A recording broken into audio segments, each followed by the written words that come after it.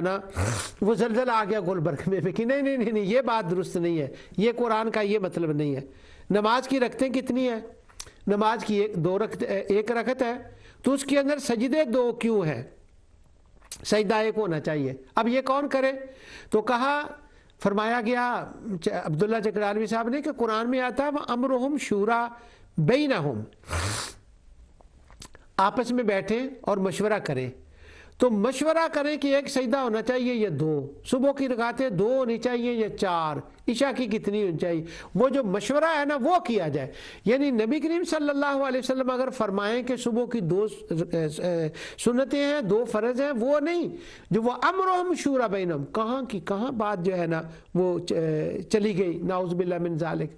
تو قرآن کی تفسیر وہ ہے جو قرآن میں ہے، اور تفسیر قرآن کی وہ ہے کہ جو نبی کریم صلی اللہ علیہ وسلم نے تشریح اور توضیح جو اس کی بیان فرمائی ہے۔ اب یہ تو ہمارے زمانے میں ہے، پرانے زمانے میں پتہ نہیں کیا کیا قیامتیں ہوں گی، اس لیے وہ تفاسیر کے اندر ہمیں وہ اختلافی اور وہ روایتیں نظر آتی ہیں۔ بعض بندے پھر مفسرین پر بھی گرم ہو جاتے ہیں کہ یہ اتنی یہ روایتیں، یہ اس کا تو مطلب نہیں بنتا، یہ کیا ہوا گیا۔ اب وَالْأَرْضَ وَضَعَهَا لِلْأَنَامِ، اس آیت میں ہمارے ملک پاکستان میں ایک تفسیر ہوئی، وہ یہ تھی کہ کوئی نہ گھر کا مالک ہو سکتا ہے، نہ مکان کا مالک ہو سکتا ہے، نہ زمین کا مالک ہو سکتا ہے، کیونکہ زمین اللہ کی ہے اور وہ سب کے لیے ہے۔ وَالْأَرْضَ وَضَعَهَا لِلْأَنْعَامِ، جو سینٹرل گورنمنٹ ہو، مکان بھی اس کی ہو، زمین بھی اس کی ہو، حویلیاں بھی، دکانیں بھی سارے اس کی ہو، اور وہ یہ کرے۔ اور وَالْأَرْضَ وَضَعَهَا لِلْأَنْعَامِ، اس آیت سے وہ مسئلہ نکالا جا رہا ہے۔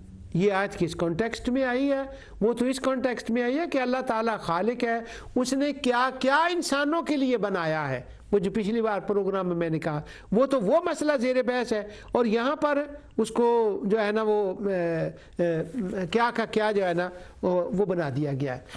احادیث کا ماننا بہت امپورٹنٹ ہے، خواہ ان کا تعلق عبادات سے ہو یا ان کا تعلق قرآن کی تشریح اور توضیح سے ہو، اور آقا دو جہاں صلی اللہ علیہ وسلم نے اسی کو بیان فرمایا۔ ایک کتاب ہے فقہ القرآن، قرآن سے فقہ، اور وہ گلبرگ سے ہے۔ اس قرآن کے اندر اس کتاب کے اندر، سوری نعوذ باللہ میرے منہ سے قرآن کا لفظ نکل گیا، اس کتاب کے اندر، چونکہ وہ کہتے ہیں کہ احادیث جو ہے نا ان کو نہیں ماننا چاہیے، اور جو احادیث بیان ہوئی ہیں ان کو بھی نہیں ماننا چاہیے۔ تو اب کیا ہے، وہاں پر انہوں نے نا اس کے اوپر سوال ہوا، درس کے اندر سوال ہوا۔ سوال یہ ہوا کہ بچہ پیدا ہوتا ہے تو اس کے کان میں اذان دی جاتی ہے، کچھ دنوں کے بعد اس کا عقیقہ کیا جاتا ہے، اس کا ختنہ کیا جاتا ہے۔ یہ تو ہو گیا زندہ انسان کے لیے کچھ معاملات جو کیے جاتے ہیں۔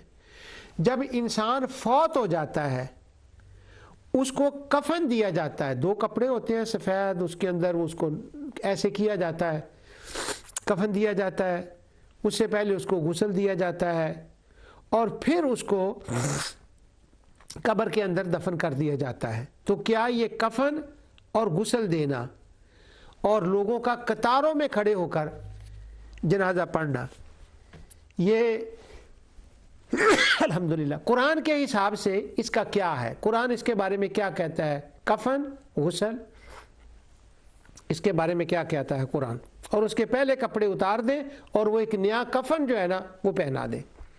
آگے سے جو فقہ القرآن ہے اس کے اندر جو بندہ تھا اس نے جواب دیا، وہ کہنے لگا ان تمام مسائل کا تعلق، بچے کے کان میں اذان دینا، عقیقہ کرنا، ختنہ کرنا، ان کا تعلق دین سے نہیں ہے۔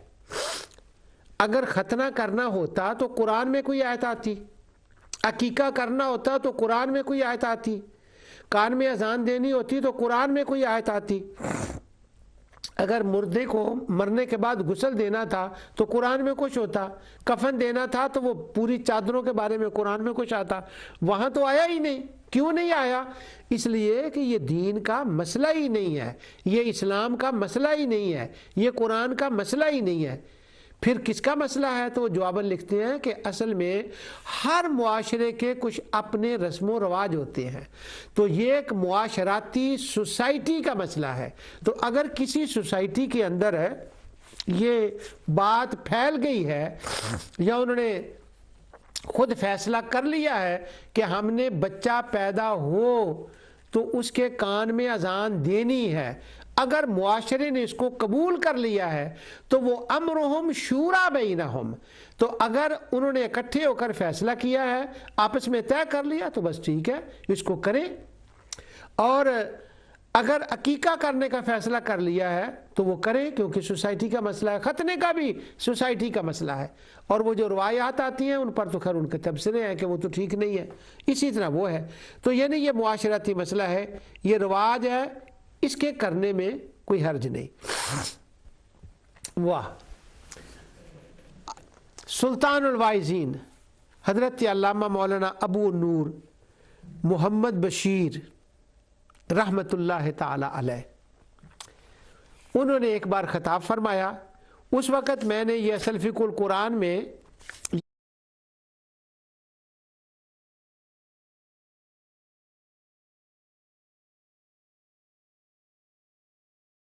مسئلہ تو نہیں دیکھا تھا، مجھے نہیں اس زمانے میں پتا تھا کہ یہ تو رائٹنگ میں ہے، انہوں نے شاید کسی رسالے کا ان کا حوالہ دیا، اب تو وہ پوری کتاب آ گئی اس مسئلے کے اوپر، قرآنی قوانین کے نام سے، فقہ القرآن کے نام سے، ایک یعنی پورا ڈپارٹمنٹ بن گیا۔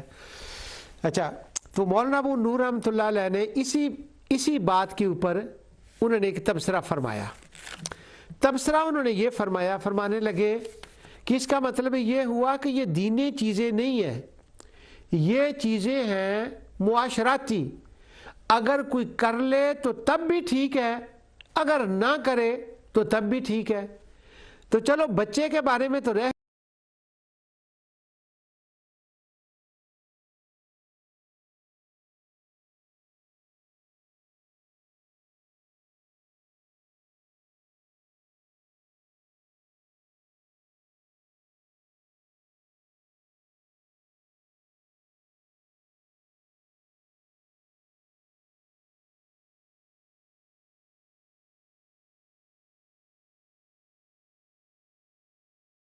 گیا کہ اس کا اذان دی جائے یا نہ دی جائے وہ تو ایک دوسرا مسئلہ ہے۔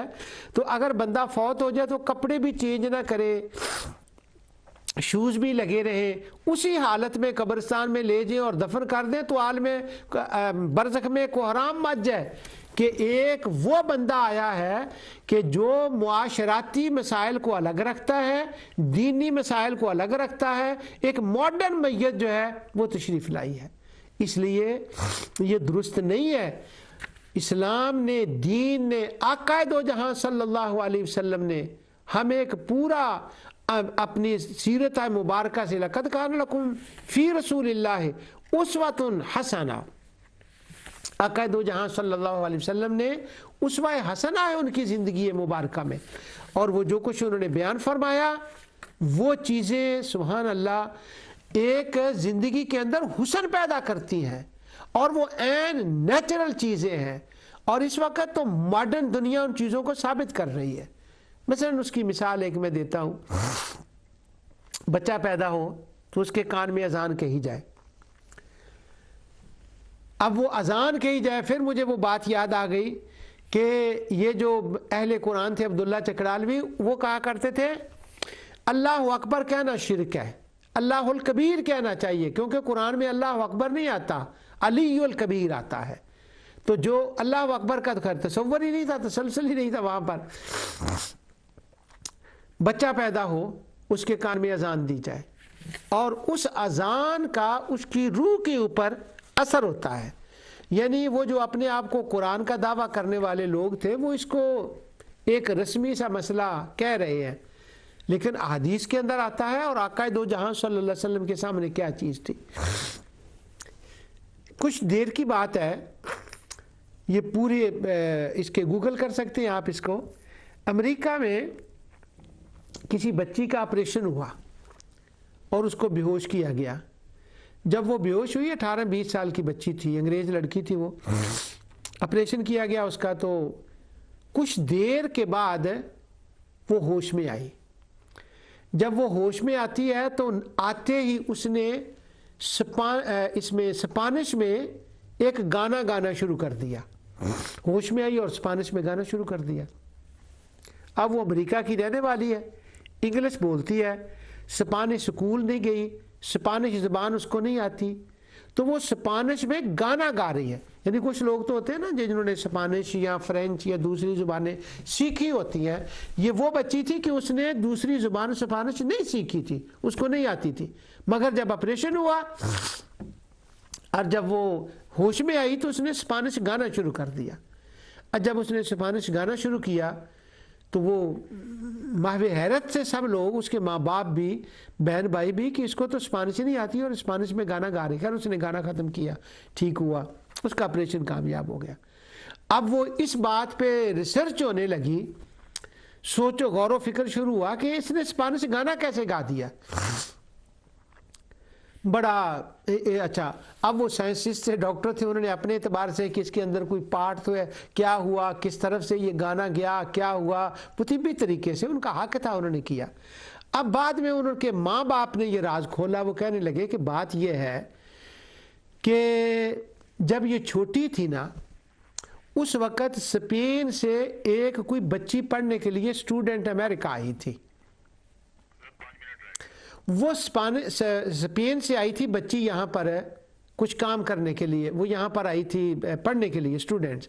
اور وہ جو اسٹوڈنٹ بچے بچیاں ہوتی ہیں وہ پارٹ ٹائم کام کرتے ہیں, اپنی لائف کو رن کرنے کے لیے فل ٹائم بھی کرتے ہیں. تو وہ اسپانش بچی ہمارے گھر میں آیا کرتی تھی کچھ کام کرنے کے لیے, وہ اسٹوڈنٹ تھی.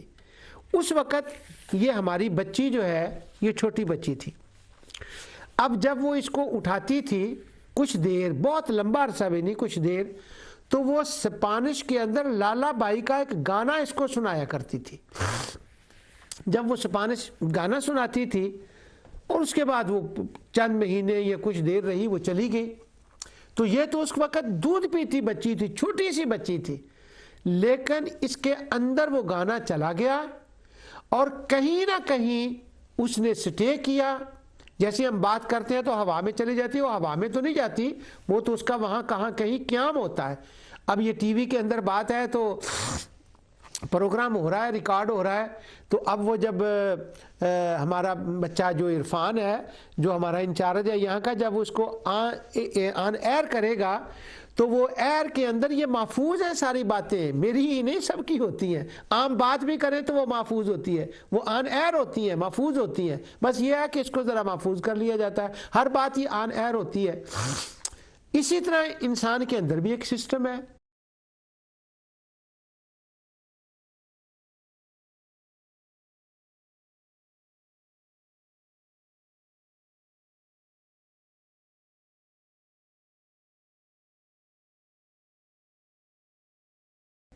تو وہ آن ایئر ہوتا ہے, وہ محفوظ ہو جاتا ہے.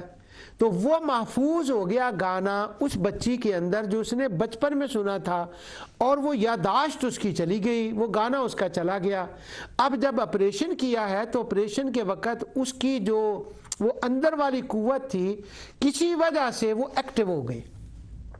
اب جب وہ ایکٹیو ہوئی ہے تو اس کی وہ ساری یادداشت جو ہے نا وہ واپس آئی, اور اس نے سب سے پہلے کام یہ کیا کہ وہ گانا جو تھا آپریشن کے بعد اس نے گا دیا.